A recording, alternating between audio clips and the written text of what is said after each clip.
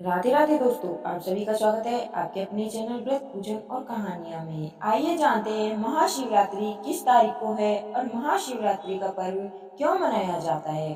पंचांग के अनुसार फाल्गुन माह के कृष्ण पक्ष की चतुर्दशी तिथि का आरंभ 8 मार्च को रात 9:57 पर होगा और अगले दिन यानी कि 9 मार्च को 6:17 पर समाप्त होगी। हालांकि भगवान शिव की पूजा का विशेष महत्व प्रदोष काल में होता है, इसलिए 8 मार्च को ही महाशिवरात्रि का पर्व मनाया जाएगा। धार्मिक मान्यताओं के अनुसार इस दिन भगवान शिव और माता पार्वती का विवाह हुआ था। इसी वजह से इस दिन महाशिवरात्रि के पर्व को मनाया जाता है। कहा जाता है कि इस दिन भगवान शिव की पूजा करने से वे जल्द प्रसन्न होते हैं। आइए सुनते हैं महाशिवरात्रि की व्रत कथा। एक बार पार्वती ने भगवान शिव शंकर से पूछा, ऐसा कौन सा श्रेष्ठ तथा सरल व्रत पूजन है जिसे मृत्यु लोक के प्राणी आपकी कृपा सहज ही प्राप्त कर लेते हैं। उत्तर में शिव जी ने पार्वती जी को शिवरात्रि के व्रत का विधान बताकर यह कथा सुनाई। एक गांव में एक शिकारी रहता था। पशुओं की हत्या करके वह अपने कुटुंब को पालता था। वह एक साहूकार का ऋणी था, लेकिन उसका ऋण समय पर न चुका सका। क्रोधवश साहूकार ने शिकारी को शिव मठ में बंदी बना लिया। संयोग से उस दिन शिवरात्रि थी। शिकारी ध्यान मग्न होकर शिव संबंधी धार्मिक बातें सुनता रहा। चतुर्दशी को उसने शिवरात्रि की कथा भी सुनी। संध्या होते ही साहूकार ने उसे अपने पास बुलाया और ऋण चुकाने के विषय में बात की। शिकारी अगले दिन सारा ऋण लौटा देने का वचन देकर बंधन से छूट गया। अपनी दिनचर्या की भांति वह जंगल में शिकार के लिए निकला, लेकिन दिन भर बंदी गृह में रहने के कारण भूख प्यास से व्याकुल था। शिकार करने के लिए वह एक तालाब के किनारे बेल वृक्ष पर पड़ाव बनाने लगा। बेल वृक्ष के नीचे शिवलिंग था, जो बेल पत्रों से ढका हुआ था। शिकारी को उसका पता न चला। पड़ाव बनाते समय उसने जो टहनियां तोड़ी वे संयोग से शिवलिंग पर गिरी। इस प्रकार दिन भर भूखे प्यासे शिकारी का व्रत भी हो गया और शिवलिंग पर बेलपत्र भी चढ़ गए। एक प्रहर रात्रि बीत जाने पर एक गर्भिणी मृगी तालाब पर पानी पीने पहुंची। शिकारी ने धनुष पर तीर चढ़ाकर जो ही प्रत्यंचा खींची, मृगी बोली, मैं गर्भ से हूँ, शीघ्र ही प्रसव करूंगी। तुम एक साथ दो जीवों की हत्या करोगे, जो ठीक नहीं है। मैं अपने बच्चों को जन्म देकर शीघ्र ही तुम्हारे सामने प्रस्तुत हो जाऊंगी, तब मुझे मार लेना। शिकारी ने प्रत्यंचा ढीली कर दी और मृगी झाड़ियों में लुप्त हो गई। कुछ ही देर बाद एक मृगी उधर से निकली। शिकारी की प्रसन्नता का ठिकाना न रहा। समीप आने पर उसने धनुष पर बाण चढ़ाया। तब उसे देखकर मृगी ने विनम्रता पूर्वक निवेदन किया, हे पारधी, मैं थोड़ी देर पहले ही ऋतु से निवृत्त हुई हूँ। कामातुर विरहिणी हूँ, अपने प्रिय की खोज में भटक रही हूँ। मैं अपने पति से मिलकर शीघ्र ही तुम्हारे पास आ जाऊंगी। शिकारी ने उसे भी जाने दिया। 2 बार शिकार को खोकर उसका माथा ठनका। वह चिंता में पड़ गया। रात्रि का आखिरी प्रहर बीत रहा था।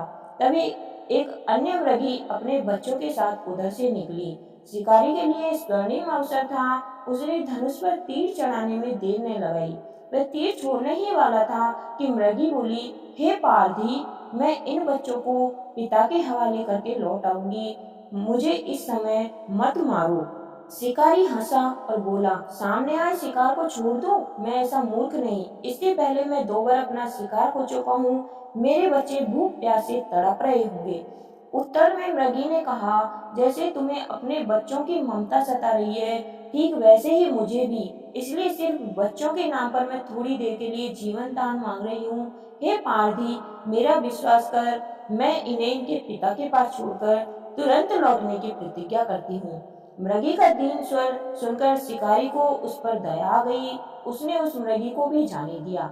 शिकार के अभाव में बेल वृक्ष पर बैठा शिकारी बेल पत्र तोड़ तोड़कर नीचे फेंकता जा रहा था।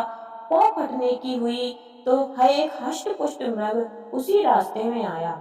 शिकारी ने सोच लिया कि इसका शिकार वह अवश्य करेगा।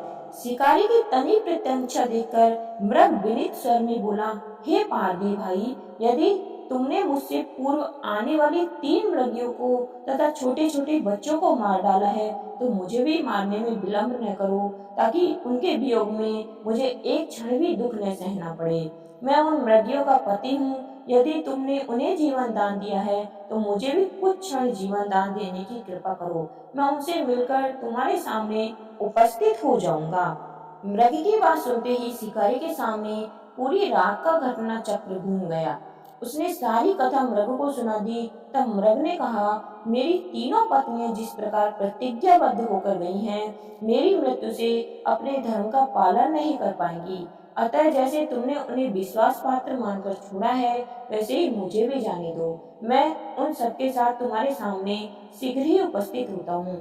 उपवास, रात्रि जागरण तथा शिवलिंग पर बेलपत्र चढ़ाने से शिकारी का हिंसक हृदय निर्मल हो गया।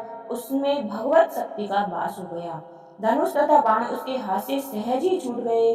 भगवान शिव की अनुकंपा से उसका हृदय करुणायुक्त भावों से भर गया। वह अपने अतीत के कर्मों को याद करके पश्चाताप की ज्वाला में जलने लगा। थोड़ी ही देर बाद मृग सपरिवार शिकारी के समक्ष उपस्थित हो गया ताकि वह उसका शिकार कर सके। किंतु जंगली पशुओं की ऐसी सत्यता, सात्विकता एवं सामूहिक प्रेम भावना देखकर शिकारी को बड़ी ग्लानि हुई।